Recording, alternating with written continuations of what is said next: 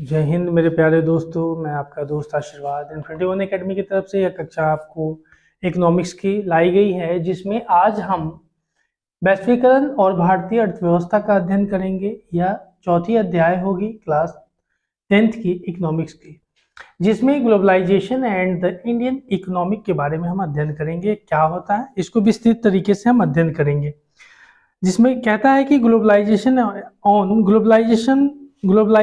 And the Indian economies में हमारे बाजारों में वस्तुओं के बहुव्यापी विकल्प अपेक्षाकृत नवीन परिघटना है। यह जितने भी हमारे, अगर आप बात कीजिएगा 2005 से पहले ऐसी कोई घटना नहीं थी। वस्तुओं की लिमिटेड आप देखते हैं कि सोर्स थे, ठीक है। जैसे मोबाइल की कंपनियां भी एक आध हुआ करती, एक दो हुआ करती थी, 2-3 कंपनी।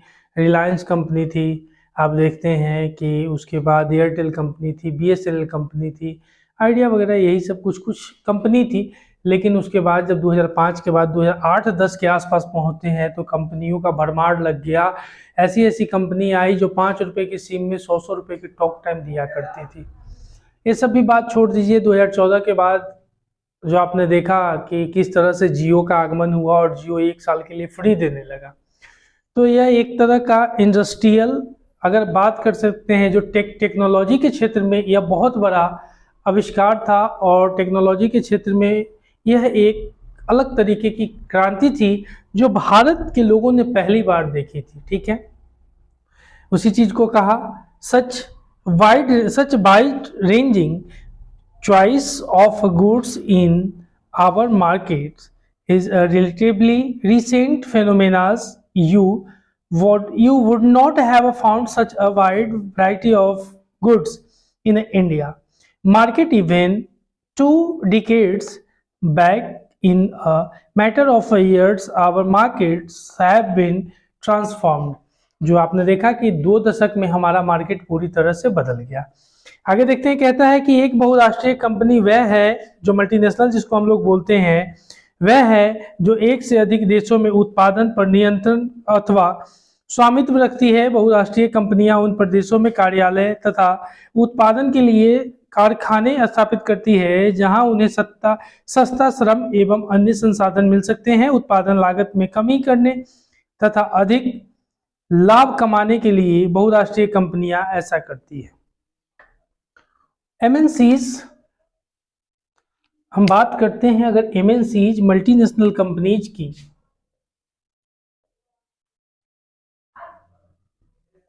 एमएनसीज की काम बात करते हैं, यह मल्टीनेशनल कंपनी होती है और यह कंपनी व्यापार ज़्यादा से ज़्यादा लाभ कमाने के लिए सब कंपनियां स्थापित की जाती है, स्टेबल की जाती है।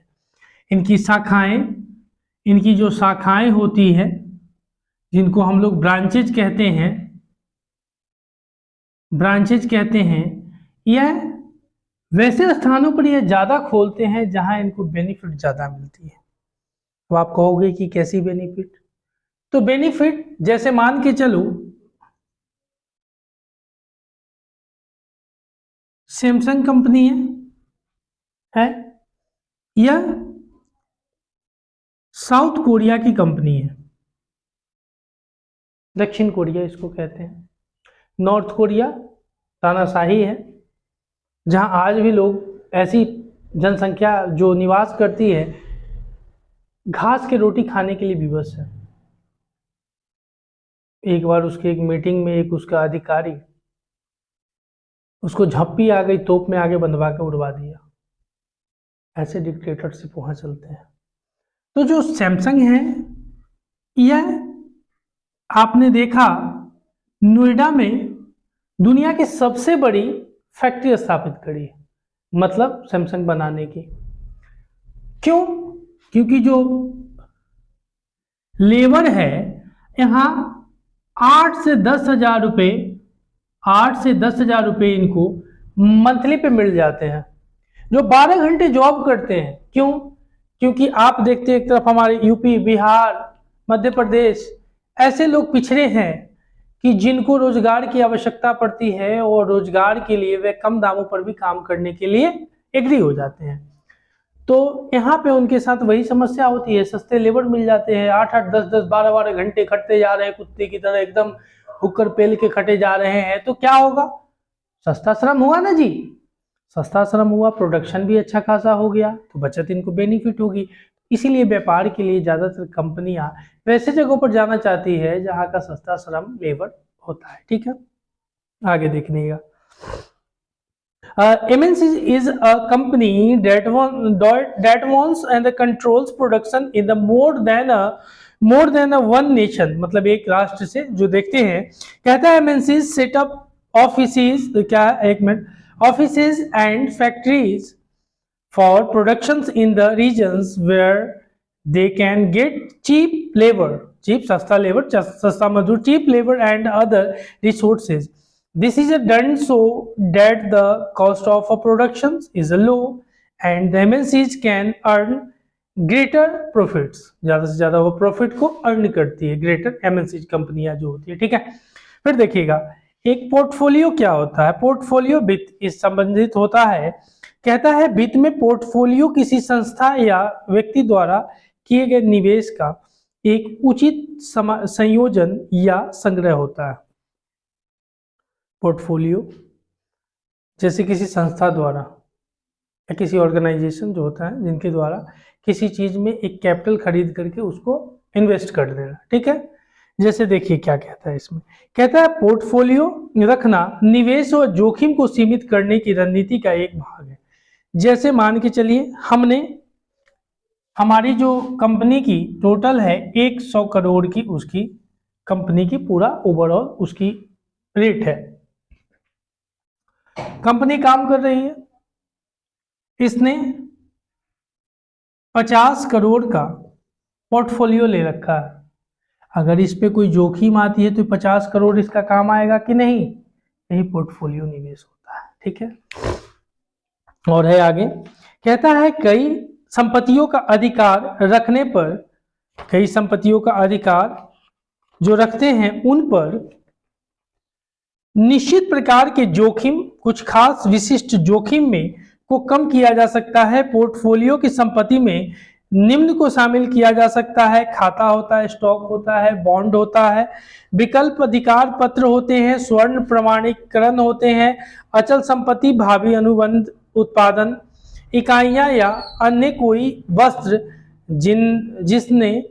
जिसमें अपने मूल्य को बरकरार रखने की अपेक्षा की जा सकती है। ठीक है, जो मूल्य उसका कांस्टेंट होता है उसी को हम कहते हैं। ठीक है, वेरिएबल होगा तो दिक्कत हो जाएगा, कांस्टेंट है मतलब स्थिर है। ठीक है, कहता है भारत में अत्यंत कुशल इंजीनियर उपलब्ध है। इंडिया में आप देखते हैं कि हमारे इंजीनियर्स अमेरिका को जाकर के धनाढ़ बना रहे हैं।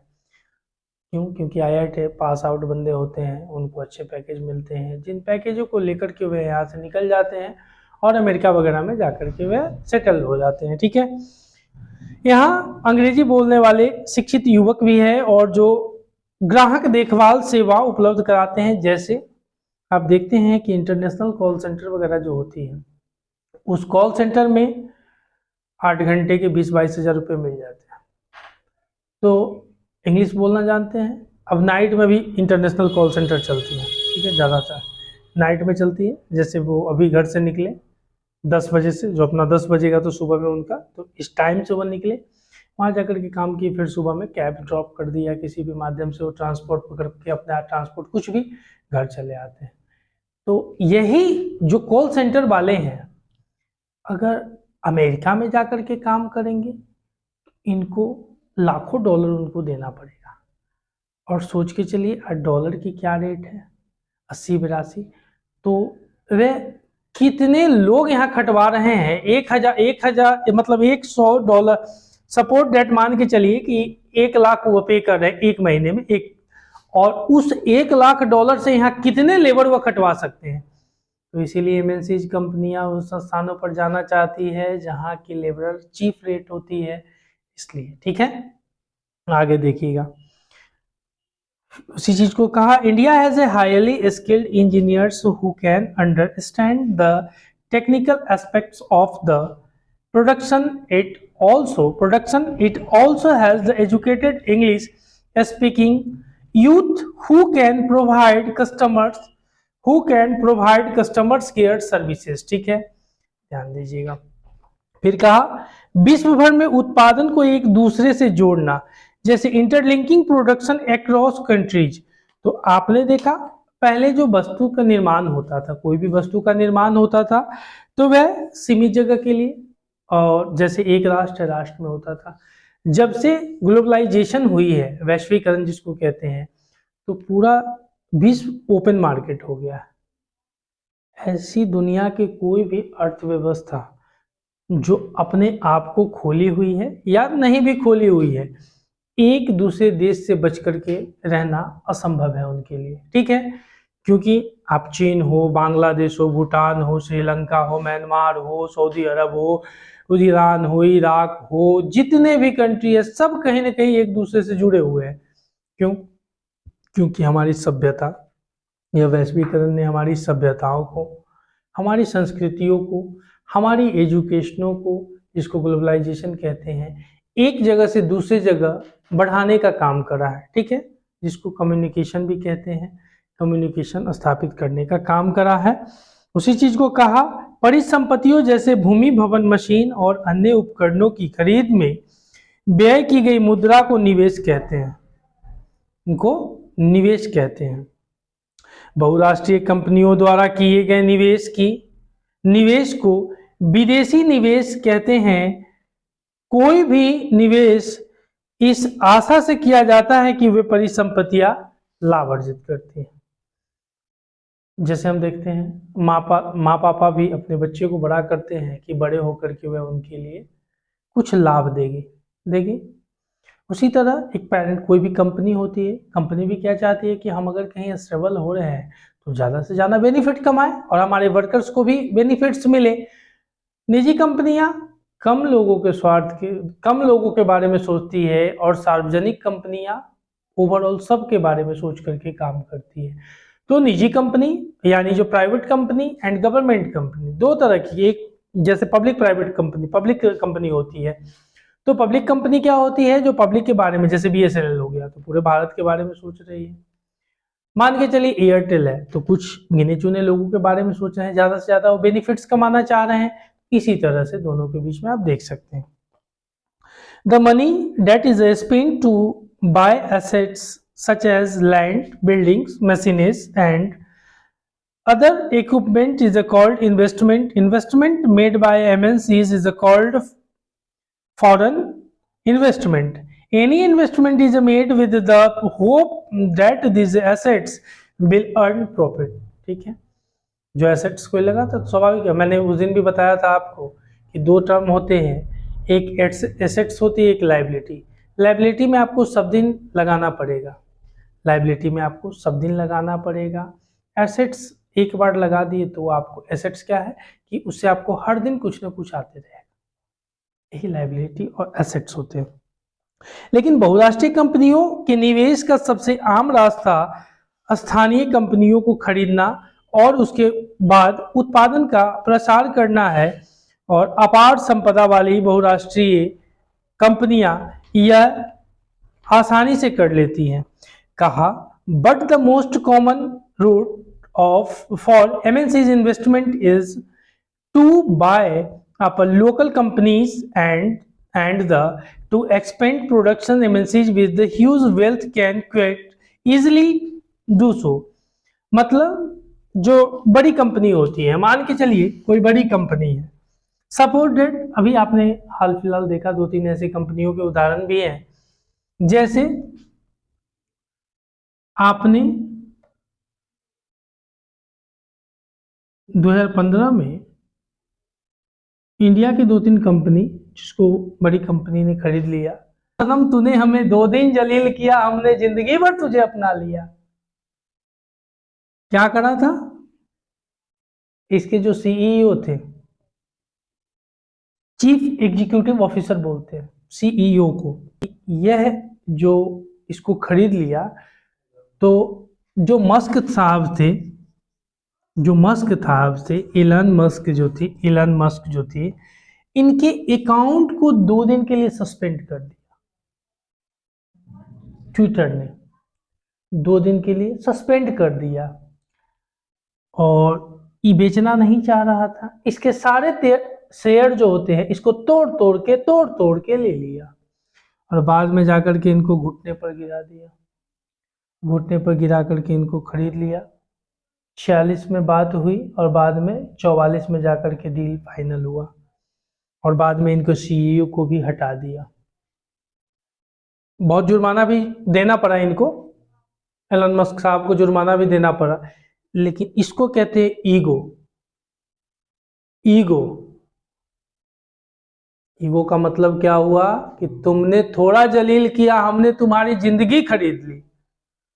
क्या ये ट्विटर जलील करेगा इनको? कहियो नहीं करेगा, क्योंकि इनका अपना हो गया। तो अभिमान वैसा होना चाहिए, ईगो ऐसा होना चाहिए। बस याद रखिएगा, दुनिया में बिकता हर कुछ है, खरीदने वाला खरीदार होना चाहिए। आप अगर खरीदार हैं तो कुछ भी खरीद सकते हैं। Example for Twitter. कुछ नहीं, सब हो गया, मैटर हो गया, चल रहा है, ठीक है। एलन मस्क साहब का है, एलन मस्क साहब का है, महबूब बन गए, इनके महबूबा हो गई हूँ। तो इसी तरह से उसको हम लोग देखने का काम करते हैं, ठीक है। आगे देखिएगा, फेसबुक के मार्क जुकरबर्ग है, फेसबुक के मार्क जुकरबर्ग है। हाँ, इंस्टाग्राम भी वही ले लिए, सब कुछ वही हो गया, इंस्टाग्राम भी उन्हीं का है। शेयर्स बता रहा हूं, मार्केट में मान लो एंजल ब्रोकिंग वगैरह बहुत है, ग्रोफर्स है, एंजल ब्रोकिंग है शेयर की कंपनी। जो आप जैसे मान के चलो रिलायंस कंपनी हमारी है, हमने कहा जैसे जोमेटो का अभी नया शेयर लॉन्च हुआ था बिग, हमने कहा कि 100 शेयर हमको बेचने हैं, हमें पैसा की आवश्यकता है। तो ए व्यक्ति 20 खरीद लिया, बी व्यक्ति 25 खरीद लिया, सी व्यक्ति 60 खरीद लिया और फिर डी व्यक्ति 5 खरीद लिया, सपोज डेट। तो ये हमारे 100 शेयर खरीद गए। तो इनके साथ क्या हुआ कि जो मान के चलिए ट्विटर साहब थे, मतलब ट्विटर जो कंपनी है ट्विटर, तो यह नहीं बेचना चाहती थी। तो ई क्या किया, अपने बंदे को खड़ा कर दिया, अपने बंदे को जो बताया था कि किस तरह से, आपको नहीं बताया था वो दूसरी क्लास में, तो इसमें बताया कि यह भी ए बंदा इन्हीं का है, एलन मस्क साहब का है, ई भी एलन मस्क साहब का, ई भी एलन मस्क। तो इस सब से 10%, 10%, 20%, 30%, 30% कितना हो गया, 50, 60, 5%, 75% खरीद लिया। और कहा जाता है कि अगर 50 और प्लस 1% आपका हो गया तो गवर्नमेंट आप बनाते हैं कि नहीं। तो ये एलन मस्क साहब ने इसको अपना बना लिया, ठीक है, याद रखिएगा, यही चीज होती है यहाँ पे, ठीक है। आगे देखिएगा, फिर उसके बाद कहा कि foreign trade and integrations of markets, यानी विदेशी व्यापार और बाजारों का एकीकरण जो हुआ कैसे। तो बड़ी कंपनियों छोटी कंपनियों को खरीदने लगे कि नहीं, मर्ज करने लगे कि नहीं, ठीक है। उसी तरह से व्यापारिक हितों के कारण ही व्यापारिक कंपनियां जैसे ईस्ट इंडिया कंपनी भारत और की ओर आकर्षित हुई थी। देखे थे ना, जब मसाला उसाला ले गया था तो लौट के आया, तो फिर कंपनियां आने लगी और 15 साल के बॉन्ड के लिए आई थी और बाद में आकर के पूरे भारत को अपना अधिकार क्षेत्र में ले ली। आगे, it was a trading interest which attracted various trading companies such as the East India Company came to India, ठीक है।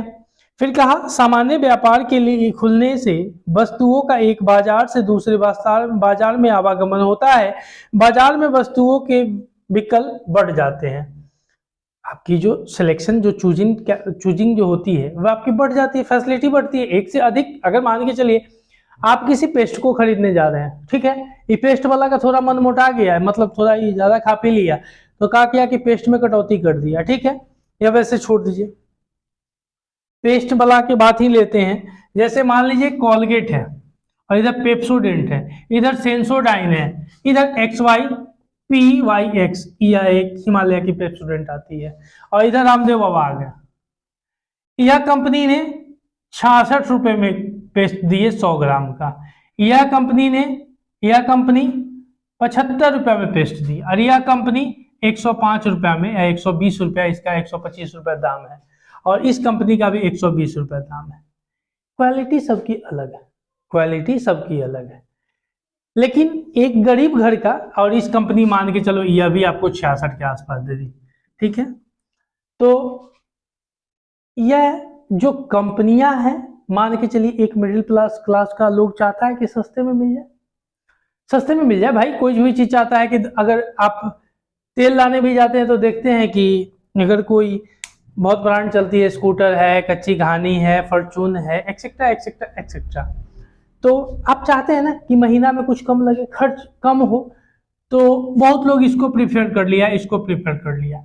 लेकिन इसको और इसको कम लोग प्रीफर करेगा। ऐड भी इनकी बहुत आती है, एडवर्टाइज भी बहुत आती है, तो एडवर्टाइज पे खर्च भी तो करने होंगे। अच्छा, इन्हीं लोग को 100 ग्राम बनाने में 66 रुपया लग रहा है, इनको 75 लग रहा है, तो चलिए इतनी तो, लेकिन इनमें ऐसा क्या है कि इनको सोना चांदी जड़ दिए हैं?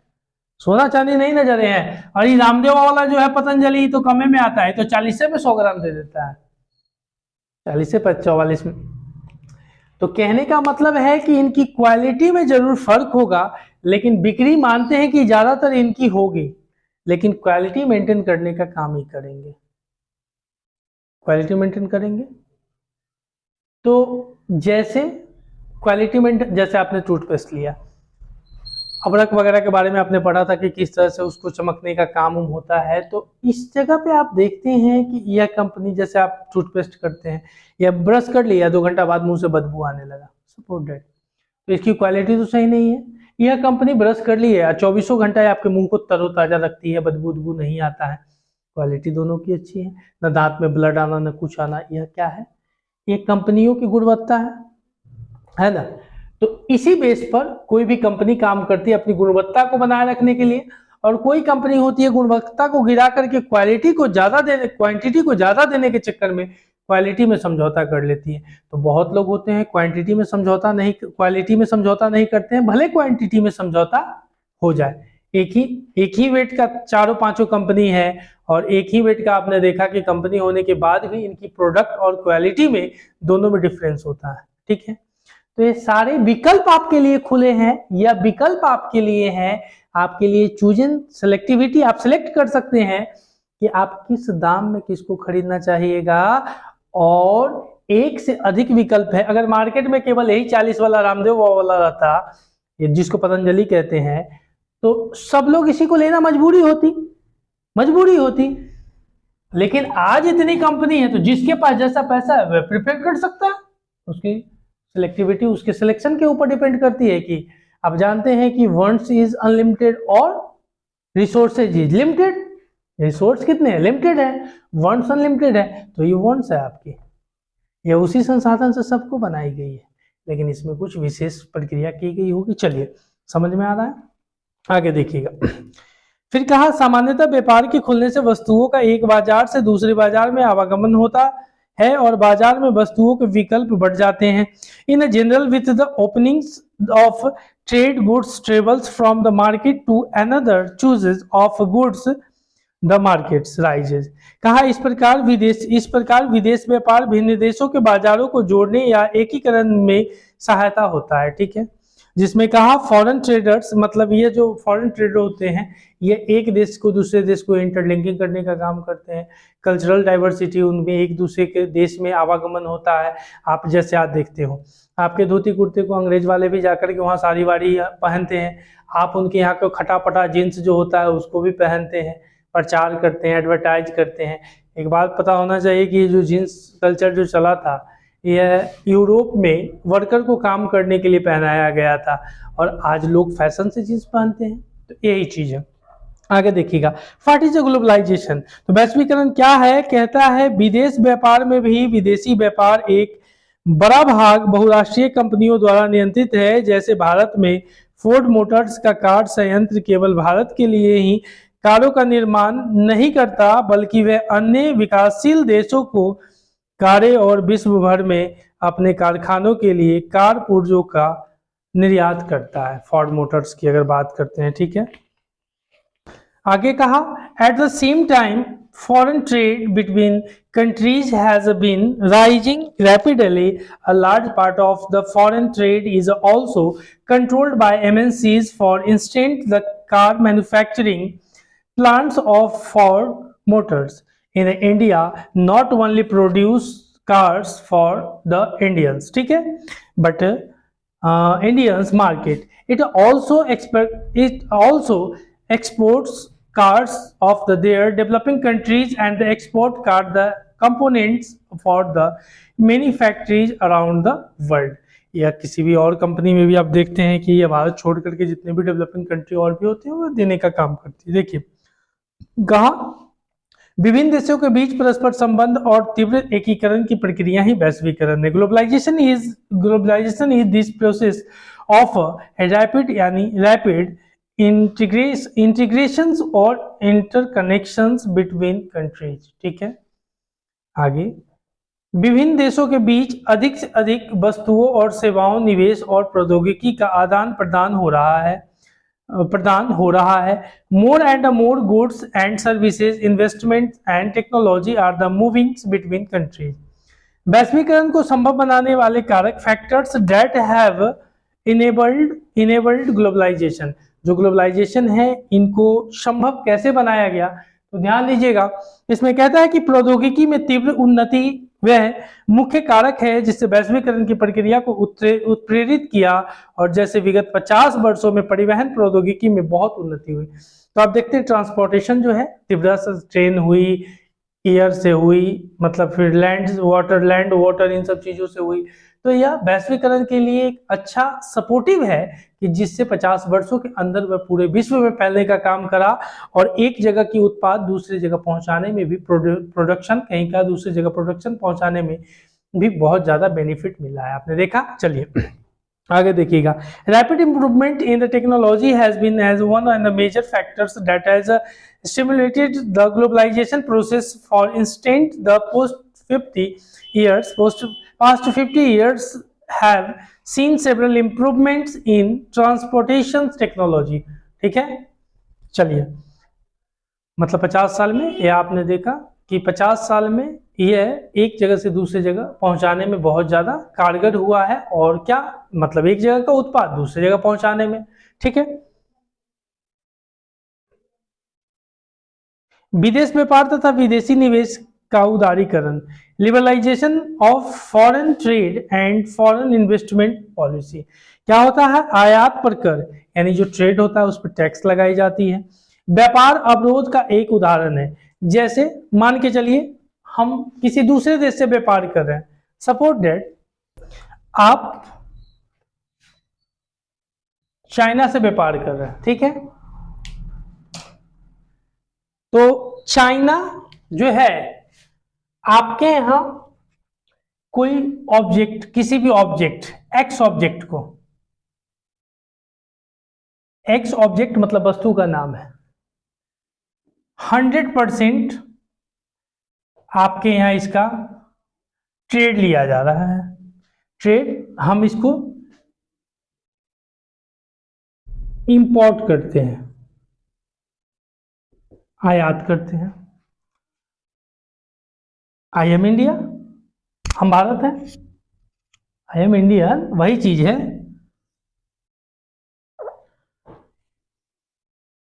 इंडिया है।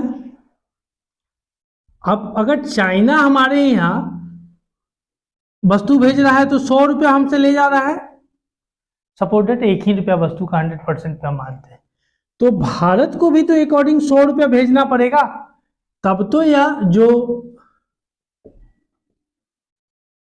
ट्रेड बैलेंस होगा, तब तो ट्रेड बैलेंस होगा ना।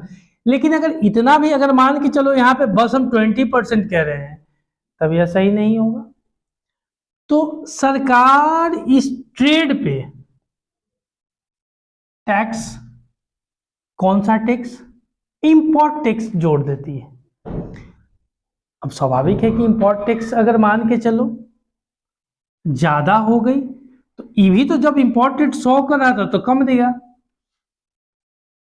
अगर सपोज दैट अगर यह व्यापार 80% है, तब जो नॉर्मल चल रहा है उसी बेस पे चलेंगे, कोई दिक्कत नहीं है। बट लेकिन यह बढ़ गया तो भारत को भी इस जगह पर चाहिए कि 100% करने के लिए, तो मान के चलिए इस तरह से, जैसे अभी आपने देखा जितने भी ऐप्स थे, तकरीबन 250 ऐप्स को इंडिया में बैन किया गया। क्यों? क्योंकि ये जो ड्रैगन था ना बेहुदा, चोर चोट्टा, ये जो ड्रैगन था इसने हमारे यूथ को स्पॉइल करना शुरू कर दिया, बर्बाद करना चालू कर दिया। आपने देखा पबजी ससुर के नाते सुबह में उठता लग जाता स्पॉइल करना आपका। 10 से जब आप सुबह सो के उठते तो 5 से 6 घंटा आप इसमें लगा देते थे। प्लस में I am a disco dancer, I am a disco dancer नचनिया पैदा कर दिया। किया ऐसे छोड़ दीजिए, बहुत सारे ऐसे एप्लीकेशन हैं ईटीसी जो हमारे युवकों को स्पॉइल करने के लिए कारगर है। तो भारत सरकार कही कि रुको बेटा, बहुत कूद लिया तो हम तुमको करिए प्रतिबंध। हम प्रतिबंध किए, आप इंडिया में उन वस्तुओं का आदान प्रदान होगा जिससे हमारे यूथ, क्योंकि हम दुनिया की आज भी आबादी के 60% अप्रोक्सीमेटली हम यूथ पॉपुलेशन है इन द वर्ल्ड सबसे युवा जनसंख्या हमारी है। और तो चाइना सोचा कि नहीं अब तो इससे नहीं, फिर बाद में कुछ नहीं बुझाया ससुरी के तो कोविड ठेल दिया, कोविड भी ठेल दिया ना। तो कहने का मतलब है कि यह आपके यूथ को स्पॉइल करना है कि आपके यूथ जो है बर्बाद हो जाए, हम अपनी मजे में जी रहे हैं। तो इस तरह से होता है। तो आयात पर टैक्स लगा करके उसको अवरोध किया जा सकता है, उसको टैक्स लगा करके कम किया जा सकता है। इसे अवरोध इसलिए कहा गया है क्योंकि यह कुछ प्रतिबंध लगाता है। सरकारें व्यापार अवरोध का प्रयोग विदेश व्यापार में वृद्धि या कटौती नियमित करने और देश के किस प्रकार की वस्तुएं कितना मात्रा में आयातित होनी चाहिए यह निर्णय करने के लिए कर सकती है। यही कहा जो अभी हम कहे हैं, टैक्स लगा दिया तो कहेगा वो ड्यूटीज बढ़ गया, सामान कम भेजो, इस तरह से उसको अवरोध करना होता है। उसी चीज को कहा आगे, भारत में केवल अनिर्यात चीजों जैसे कि मशीनरीज, उर्वरक और पेट्रोलियम के आयात की ही अनुमति है। ठीक है, पेट्रोलियम क्योंकि हम खाड़ी के देश से मंगाते हैं, अब तो रसिया से भी आने लगा है और उसके बाद अमेरिका वगैरह, सब चीजें जो है सो क्योंकि ग्लोबलाइजेशन है भैया। एक घर में एक बंद पिंजरा में जिंदगी ना चलेगा, पिंजरा खोलना पड़ेगा, तोता को उड़ाना पड़ेगा और तोता का जहां मन होगा वहां बैठेगा। It's called globalisation. मतलब आपकी जो इच्छा है जिस देश के साथ भाई, अब चाइना का मोबाइल यूज करना है कीजिए, अमेरिका का एप्पल करना है कीजिए, और सोमी करना है वो कीजिए, और कोरिया का सैमसंग करना है वो कीजिए, कोई प्रतिबंधित नहीं है। या मोटरोला करना है मोटरोला कीजिए, इस चीज को देखिएगा। ठीक है, तो यह तोते की तरह है, मन एक तोता है और बावड़ा होता है, कहीं कहीं भटकते रहता है। चलिए देखिएगा, फिर कहा भारत में करीब सन 1991 में प्रारंभ में नीतियों में कुछ दूरगामी परिवर्तन किए गए। सरकार ने यह निश्चय किया कि भारतीय उत्पादों के लिए विश्व के उत्पादकों से प्रतिस्पर्धा करने का समय आ गया। ऐसा कुछ नहीं हुआ, सब ढकोसलाबाजी लिख दिया है एनसीईआरटी अपन बड़प्पन के लिए। देखिए क्या हुआ, हमारी स्थिति, हम नेहरू मॉडल को अपनाए हुए थे, पीवी नरसिम्हा राव की सरकार थी। नेहरू मॉडल में कहा कि व्यापार अगर दूसरे देश से करेंगे तो उनको 75 तरह के चुंगी, टैक्सेस, कर वगैरह देना पड़ता था। तो बाहर कंपनी यहाँ आने से डरती थी। जो बाहर कंपनी यहाँ से आने से डरती थी तो स्वाभाविक है कि घर में बनाएंगे, घरे में बेचेंगे, घरे में खाएंगे। बेनिफिट पैसा बाहर से लाना चाहिए ना जी, तो नहीं लाते थे। तो उस समय फॉरेन जो डॉलर था हमारे यहाँ 250 मिलियन ऐसे करके रखने का एक प्रावधान था। कुछ नहीं था हमारे यहाँ, रिजर्व इतना था कि हमारे यहाँ 8 दिन का मात्र खाना खजाना बचा हुआ था। उस समय की सरकार, यही doctor Manmohan Singh, he is a good administrative person, और इनकी बुक भी पढ़ी जाती है विदेशों में, याद रखिएगा। बहुत नॉलेज है इनके अंदर, नो डाउट। बोलते कम है, फर्क यही है, इनको हिंदी नहीं आती है। अब मोदी जी को हिंदी आती है, इंग्लिश नहीं आती थी, अब मोदी जी सीख लिए। तो कहने का मतलब है कि हमारे यहाँ 8 दिन का खाना खजाना नहीं था, तब मनमोहन जी को भेजा गया वर्ल्ड बैंक के लिए? वर्ल्ड बैंक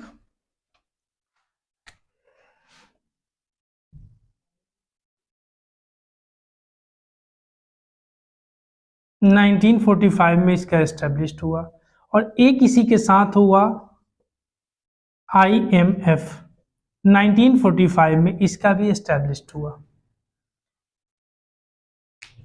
वर्ल्ड बैंक कम रेट पर, इनका जो रेट ऑफ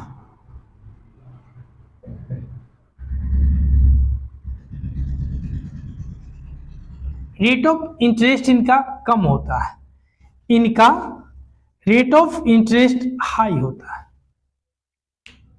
पहुंच गया? कहे हुजूर, हमारी स्थिति दयनीय हो रही है, और हमारी महज आज़ादी को भी देखे थे कि 50 में हुआ था, 90 की बात है, 91 की बात है, 1991 में, तो हमारी स्थिति दयनीय हो रही है, हमारी कुछ सहायता की जाए। वर्ल्ड बैंक कहा कि हम किस बेस पर आपको सहायता करें, हम आपकी सहायता नहीं करेंगे। यही अमेरिका हटा दिया, नहीं दिया। हमारी स्थिति बहुत खराब थी, 8 दिन का खाना खजाना बचा हुआ था, बहुत बुद्धिजीवी थे। और उसके बाद ये IMF चलेगा, इंडियन मॉनेटरी फंड बोलते हैं उसको। IMF हमारे यहाँ जो सोना था उसको ले लिया, गिरवी रख लिया, दिया। तो IMF कहा कि जो नेहरू मॉडल है ना, सिंगल विंडो, उसको खत्म कीजिए, अपने यहाँ एक चीज को लागू कीजिए जिसका नाम था LPG, liberalisation, privatisation and globalisation.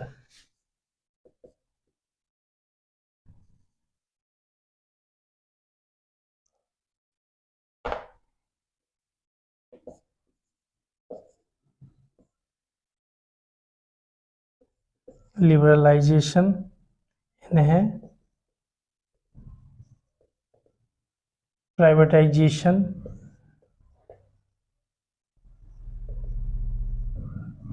Globalisation.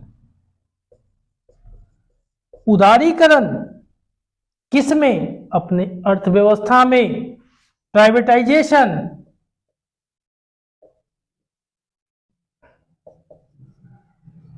निजीकरण अपने अर्थव्यवस्था में। वैश्वीकरण किसमें? अपनी अर्थव्यवस्था में। आप नेहरू मॉडल को बंद कीजिए, व्यापार में ढील दीजिए कति पतंगे की तरह, उसके बाद हम आपको ऋण देंगे। तब भारत यही 1991 में LPG को अपनाता है, लिबरलाइजेशन, प्राइवेटाइजेशन एंड ग्लोबलाइजेशन, जिसके बाद भारत एक विश्व, जो अभी कहा, वैश्वीकरण के दौर में खुद को शामिल कर पाता है। और यही प्रक्रिया यहाँ से भारत की आज़ादी के बाद नेहरू मॉडल को त्यागने की प्रक्रिया होती है, और भारत अपने आप को वैश्वीकरण के दौर में खड़ा कर पाता है। और चीन यह 1985 में कर लिया था, 75 से इस पर काम करना चालू किया था। इसीलिए चीन आज हमसे 2 गुनी 2.5 गुनी उसकी अर्थव्यवस्था है, अमेरिका की हमसे 3-4 गुनी अर्थव्यवस्था है। ठीक है, तो कहने का मतलब है कि आज हमारी क्लास यहीं पे होती है, अगली कक्षा में पुनः जल्द ही मिलेंगे। तब तक के लिए धन्यवाद। जय भारत, जय हिंद।